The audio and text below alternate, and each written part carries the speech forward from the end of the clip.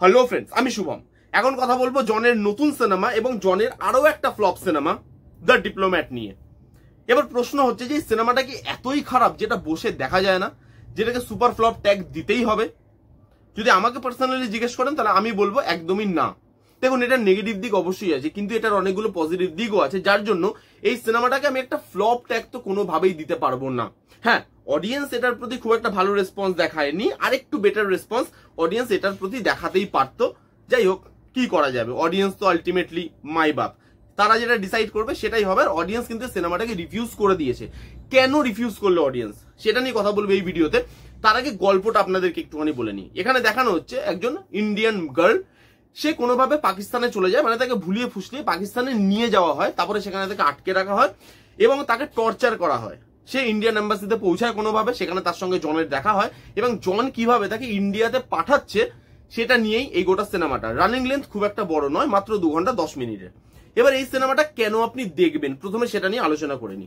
এর প্রথমে যেই ট্রিটমেন্টটা করেছে না, সেটা খুব ভালো লেগেছে এবং এই ট্রিটমেন্টটার জন্যই আমার মনে হয় অডিয়েন্স খুব একটা ভালো রেসপন্স দেখায়নি সিনেমাটার প্রতি। কারণ এই সিনেমাটা খুব একটা কমার্শিয়াল অ্যাপ্রোচে বানানো নয়।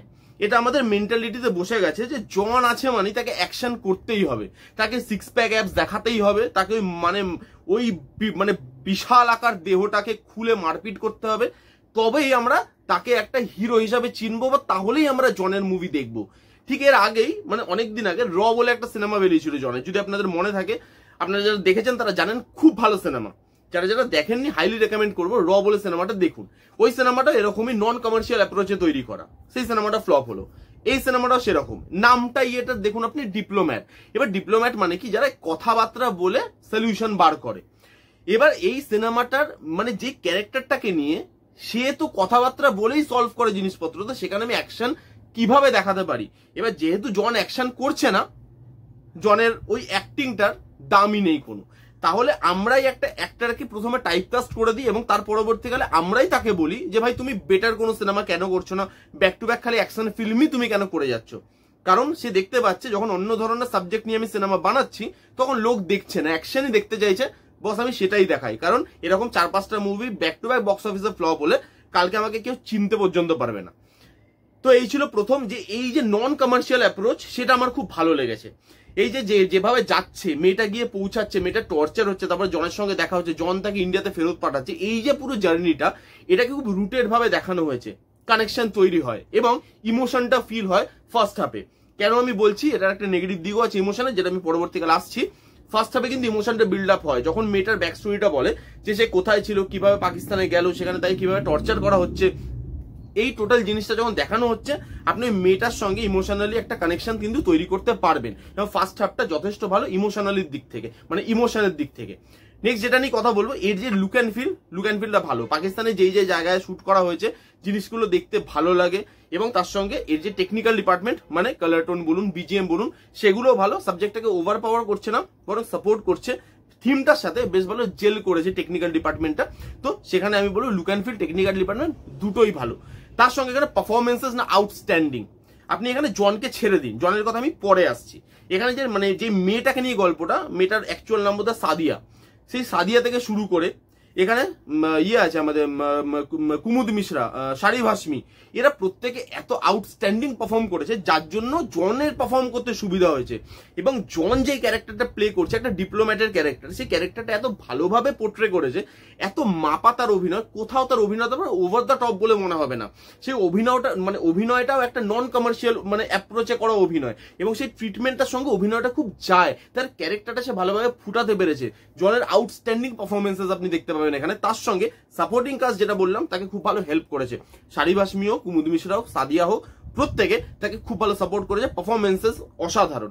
তার সঙ্গে ডায়লগ দেখুন, ইন্ডিয়া পাকিস্তানকে নিয়ে একটা সিনেমা, সেটা ডায়লগ বাজি থাকবে না সেটা কিন্তু নয়। এবার এখানে যেভাবে অ্যাপ্রোচ নেওয়া হয়েছে সিনেমাটা, নন কমার্শিয়াল অ্যাপ্রোচ, ডায়লগেও সেটা রাখা হয়েছে। এরকম ওভার দ্য টপ ডায়লগ নেই কোথাও, যে আমি গাদারের মতো ডায়লগ শুনতে পাচ্ছি যেটা একদম হল ফেটে যাচ্ছে, ওরকম ডায়লগ নেই। এখানে ডায়লগ গুলো খুব রুটেড। এখানে একটা জায়গা আছে যে একটা কোর্টে জাজ ফেসলা করছে যে মেয়েটাকে বাড়ি পাঠানো হবে না হবে না। সেখানে যে ভিলেন আছে সে বলছে জাজকে যে তুমি কি করে এই মেয়েটাকে বাড়ি পাঠিয়ে দিতে পারো, এটা পাকিস্তানের সম্মানের ব্যাপার, যে ইয়ে পাকিস্তান কি ইজ্জত কি মামলা হ্যায়। তখন জাজটা বলবে যে इसमें रंग मत लगाओ, ये पाकिस्तान या इंडिया का इज्जत का मामला नहीं है, ये एक लड़की का मर्जी का मामला है। এরকম যে ডায়লগ যেগুলো রুটেড লাগে, শুনতে ভালো লাগে, সাবজেক্টটার সাথে যায়, যেগুলো ওভার দ্য টপ করে লেখা নয় বা যেগুলোকে ফ্যান ক্যাটার করার জন্য লেখা হয়নি, সেই ডায়লগগুলো ভালো লেগেছে। এই পুরো সিনেমার যে ট্রিটমেন্টটা সেটা ভালো। এবার আসি প্রবলেমে, যে কেন মানুষের এই সিনেমাটা পছন্দ হলো না। এর রাইটিং এর জন্য।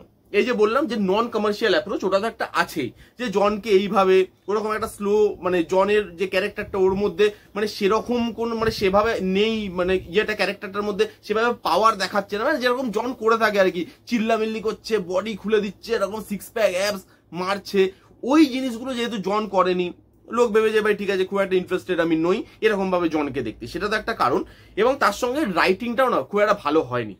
এখানে আপনি যদি দেখেন এয়ারলিফট বলে সিনেমাটা আপনি যদি দেখেন অক্ষয় কুমারের, সেখানেও দেখবেন এরকমই ধরনের একটা গল্প, যে ওখানে একটা জায়গায় ফেসে যাচ্ছে সবাই, অক্ষয় কুমার সবাইকে বাড়ি পাঠাচ্ছে।